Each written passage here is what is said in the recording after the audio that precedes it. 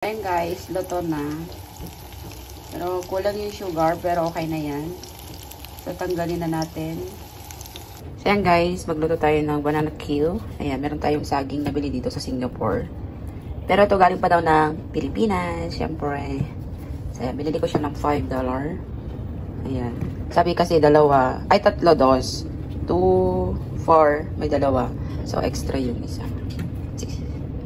So, ayan, balatan na natin. So, ayan guys, balatan na natin itong banana. So, hindi ko siya lulutuin lahat kasi mag-isa lang naman ako kain. So, magluto lang ako ng 4 na lang. 4 na peraso.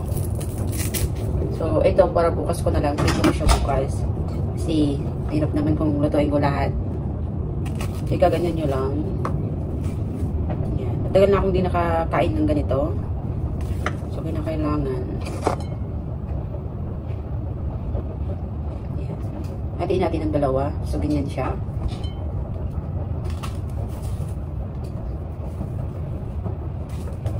Sa akin kasi pag may gusto akong kainin at namimiss ko, hindi naman ako nagtitipid kasi para sa akin din naman.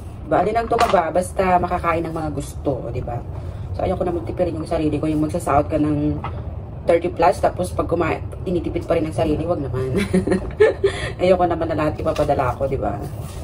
So, kailangan din, pagbigyan din yung sarili natin. Yan. So, lutuin ko sana itong nung Sabado. Hindi na. Kasi sobrang pagod talaga ako. Ayan. Ito na yung kinalabasan. Yan. Start na tayo po ito. Meron siyang 2, 4, 6, 8 na piraso. Ayan. Start na tayong pritohin. Painit tayo ng mantika. Ayan. Ayan. Ayan. Lagyan na natin. Lagyan na natin lahat. So, gagawin na lang natin, slow fry na lang para malutong lang sa loob. Ayan. So, first time kong gumawa, try natin kung maging perfect. Tingin siya ng daan-daan muna kasi mahirap, no? So, ayan, babalik pa rin na natin. Ayun, hindi ko na pagkalatsaw, dahan-dahan lang siya.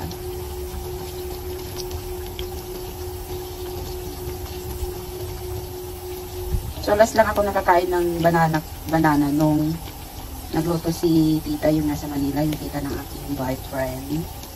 Yan, buti na lang nakatikim ako noon. Kapag sana lahat-lahat nun yun pero kusog ako sa niluto niya.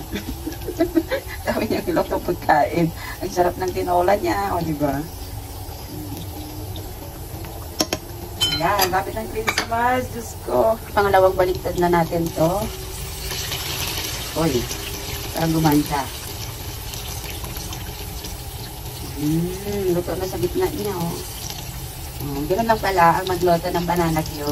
Yung sugar na lang. Yan, lagyan na natin yung sugar kasi luto na siya. Yan yung sugar, nahuli. Pero, salutan natin. So, first time kong gumawa, magluto. Yan. Tayo ng sandok at yan na natin. Haluin natin. Siguro, perfect.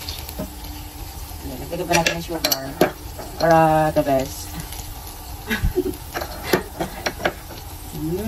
Ayan, okay na yan, sama na yan. So, haluin natin. So, tingin nyo guys, palpak ba yan or hindi? So, mantig